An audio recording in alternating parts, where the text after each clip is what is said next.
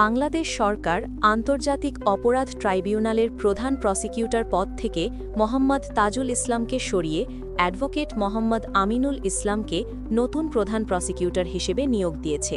আইন মন্ত্রণালয়ের এক প্রজ্ঞাপনে এই সিদ্ধান্ত জানানো হয়। ১৯৭৩ সালের আন্তর্জাতিক অপরাধ ট্রাইব্যুনাল আইনের অধীনে আমিনুল ইসলাম সব সুযোগ সুবিধাসহ দায়িত্ব পালন করবেন। এর মাধ্যমে ট্রাইব্যুনালের মামলাগুলোর কার্যক্রম নতুন নেতৃত্বে চলবে বলে জানানো হয়েছে। আপনারা দেখছেন সিএসবি নিউজ বাংলা। প্রথম আমার রিয়াকশন হচ্ছে, আমি নতুন চিফ প্রসিকিউটরকে স্বাগতম জানাই। তার প্রতি আমার শুভেচ্ছা থাকবে।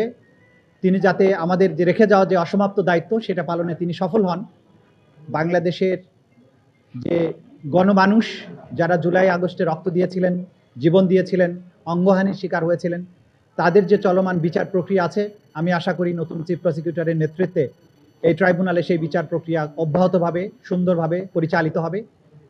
একই সাথে গত ১৫ বছরের যে গুম এবং খুনের যে বিচারগুলো এখানে চলমান আছে, সেগুলোর বিচার ভালো মতো এখানে চলমান থাকবে। আজকে আমার অনুভূতিটা অম্লমধুর। ১.৫ বছর সময় ধরে দায়িত্ব পালন করেছি। আপনারা সবাই জানেন যে বাংলাদেশের একটা কঠিন সময়ে আমি এখানে চিফ প্রসিকিউটর হিসেবে দায়িত্ব নিয়েছিলাম। জুলাই আগস্টের বিপ্লবের পরবর্তী সময়ে নতুন অন্তর্বর্তীকালীন সরকার যখন দায়িত্ব নিয়েছিলেন, সেই সময়ে বাংলাদেশের প্রায়োরিটি ছিল যে সদ্য ঘটে যাওয়া যে গণহত্যা বাংলাদেশের মাটিতে হয়েছিল, আমাদের তরুণ ছাত্র জনতা জীবন দিয়ে বাংলাদেশের একটা স্বৈর শাসনের অবসান ঘটিয়েছিলেন। তাদের যে উপরে সংগঠিত নিষ্ঠুরতা, তাদেরকে উপরে যে গণহত্যা হয়েছে, সেই বিচারের দাবিটা সেখানে প্রবলভাবে ছিল। ডক্টর ইউনূসের নেতৃত্বে অন্তর্বর্তীকালীন সরকার যখন দায়িত্ব নেন, তখন অন্তর্বর্তীকালীন সরকারের দুটো প্রায়োরিটির মধ্যে একটা ছিল এই জুলাই আগস্টের সংগঠিত হত্যাকাণ্ডের বিচার এবং রাষ্ট্রের বিভিন্ন জায়গায় রিফর্ম। তো সুতরাং দুটো প্রায়োরিটির এক জায়গায় আমাকে দায়িত্ব দেওয়া হয়েছিল এই বিচার প্রক্রিয়া এগিয়ে নেওয়ার জন্য। আমি যখন দায়িত্ব নেই, আপনারা জানেন যে এই মূল ভবনটি তখন পরিত্যক্ত অবস্থায় ছিল। চিফ প্রসিকিউটরের কার্যালয় পরিত্যক্ত অবস্থায় ছিল, একটা টিন শেডে কার্যক্রম চলছিল। তার আগের প্রসিকিউশনে যারা ছিলেন তারা সব কিছু এলোমেলো রেখে পালিয়ে গিয়েছিলেন। বইপত্র নথিপত্র বৃষ্টিতে ভিজছিল। এরকম একটা বিশৃঙ্খল পরিস্থিতির মধ্য দিয়ে আমরা দায়িত্ব নিয়েছিলাম। সেখান থেকে আপনারা জানেন যে শুরু করেছিলাম, আমরা প্রথমেই ছুটে যাই আহত যারা আছেন হসপিটালে তাদের কাছে, যেখানে আলামত আছে গণহত্যার শিকার যারা হয়েছেন সেগুলোর কাছে আমরা ছুটে যাই এবং সেগুলো সংগ্রহ করতে থাকি। পরবর্তী সময়ে গুমের ব্যাপারে যে তদন্ত হয় সেগুলোর ব্যাপারে আমরা কাজ করি এবং এই কাজ করার মাধ্যমে আপনারা জানেন যে একটা কঠিন সময়ে যে কঠিন চ্যালেঞ্জ ছিল, সেগুলোর মধ্য দিয়ে আমরা বিচার প্রক্রিয়াকে এগিয়ে নেওয়ার চেষ্টা করেছি। কারণ আমাদের দায়বদ্ধতা ছিল বাংলাদেশের ছাত্র জনতার প্রতি। আজকে যে পর্যায়ে এসেছে, বিচার একটা গতিশীল পর্যায়ে আছে। আমরা চাইবো, আমরা আশা করি বাংলাদেশের এই যে জনতা, ছাত্র জনতার বিশাল ত্যাগের বিনিময়ে যে বাংলাদেশ, তাদের উপরে সংগঠিত নিষ্ঠুরতার যে বিচারের দাবি তাদের মধ্যে আছে, যে বিচারের তৃষ্ণা আছে, যে পরিবারের মানুষগুলো গুম হয়ে গেছে আর কখনো ফিরে আসবে না, সেই পরিবারগুলো চায় বাংলাদেশে তাদের এই পরিবারগুলো নিখোঁজ হওয়ার বিচার হোক, সঠিক বিচার হোক, যাতে করে তারা অন্তত জুলাই শহীদদের আকাঙ্ক্ষার অনুযায়ী যাতে আমি ট্রাইব্যুনালে আমার বিচার কার্যে আন্তরিক সহযোগিতা করতে পারি। যে যারা কোনো অন্যায় করেনি তারা কোনো হয়রানির শিকার হবেন না, অন্তত প্রসিকিউশনের মাধ্যমে। সর্বপ্রথম মহান আল্লাহর প্রতি শুকরিয়া আদায় করছি যে মহান আল্লাহর ইচ্ছায় আমি এই ট্রাইব্যুনালে চিফ প্রসিকিউটরের দায়িত্ব পেয়েছি। আমি মহান আল্লাহর কাছে সাহায্য চাইব যাতে এই ট্রাইব্যুনালের আমার উপর অর্পিত সমস্ত দায়িত্ব আমি অত্যন্ত সততা এবং দক্ষতার সাথে যাতে আমি পরিচালনা করতে পারি। আমি আজকের এই দিনে আমি স্বাধীনতার যে সকল শহীদগণ আত্মত্যাগ করেছেন, যে সকল মা বোনদের ইজ্জতের বিনিময়ে আমরা স্বাধীনতা অর্জন করেছি, সকল বীর মুক্তিযোদ্ধা, সকল জাতীয় নেতৃবৃন্দ, সবার প্রতি আমি গভীর শ্রদ্ধা প্রদর্শন করছি। আমি কৃতজ্ঞতা প্রকাশ করছি আমি যে দল করি, আমার দলের প্রতিষ্ঠাতা স্বাধীনতার মহান ঘোষক শহীদ রাষ্ট্রপতি জিয়াউর রহমান,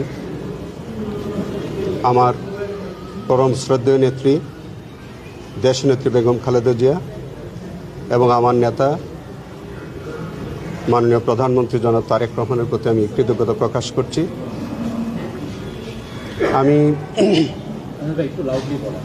আমি এই ট্রাইব্যুনালের দায়িত্বভার গ্রহণ করার পরে আমার কাছে মনে হয়েছে যে এইটি অত্যন্ত গুরুত্বপূর্ণ একটি দায়িত্ব, যেখানে আমাদের জুলাই বিপ্লবের জীবনের সব আয়োজন এখানে একসাথে। যে সকল শহীদগণ আত্মত্যাগ করেছেন, অঙ্গত্ব বরণ করেছেন, আমি মনে করি যে তাদের আকাঙ্ক্ষা অনুযায়ী যাতে এই ট্রাইব্যুনালে আমি আমার কর্তব্য পালন করতে পারি। এই ট্রাইব্যুনালে যে সকল বিচার চলমান আছে এবং আগামী দিনে যে যেগুলো মামলা বিচারের জন্য আসবে, আমি সম্পূর্ণরূপে চেষ্টা করব যে আমাদের জুলাই শহীদদের আকাঙ্ক্ষার অনুযায়ী যাতে আমি ট্রাইব্যুনালে আমি আমার বিচার কার্যে আন্তরিক সহযোগিতা করতে পারি। আমি আমার প্রিডিসেসর যে চিফ প্রসিকিউটর জনাব তাজুল ইসলামের প্রতি, আমার বন্ধু, তার প্রতি আমি গভীর কৃতজ্ঞতা প্রকাশ করছি। তিনি আজকে আমাকে দায়িত্বভার অর্পণ করেছেন, এই জন্য তার প্রতি আমি কৃতজ্ঞতা প্রকাশ করি। আজকে আমি মনে করি যে এই ট্রাইব্যুনাল, এই বিচার ব্যবস্থা সম্পর্কে আর বেশি কিছু আমরা না বলি, যেহেতু আজকে আমি প্রথম আসলাম, আমি দায়িত্ব পেলাম, আমি এই ট্রাইব্যুনালের সমস্ত কার্যক্রম আমি দেখব। নিশ্চয়ই আপনাদের সাথে বারবার দেখা হবে, কথা হবে। এই ট্রাইব্যুনালের কার্যক্রম নিয়ে আপনাদের সাথে আমরা বারবার মুখোমুখি হব। আমি একটা কথা শুধু বলতে চাই, এই ট্রাইব্যুনালে যে সকল অপরাধীরা বিচারের সম্মুখীন, তাদের জন্য সুস্পষ্ট মেসেজ যে যারা কোনো অন্যায় করেনি তারা কোনো হয়রানির শিকার হবেন না, অন্তত প্রসিকিউশনের মাধ্যমে। কিন্তু যারা প্রকৃত অপরাধী, তাদের প্রতি প্রসিকিউশনের পক্ষ থেকে একটা ক্লিয়ার মেসেজ আমি দিতে চাই যে যারা অপরাধী তাদের প্রাপ্য সাজা তারা পেতে হবে।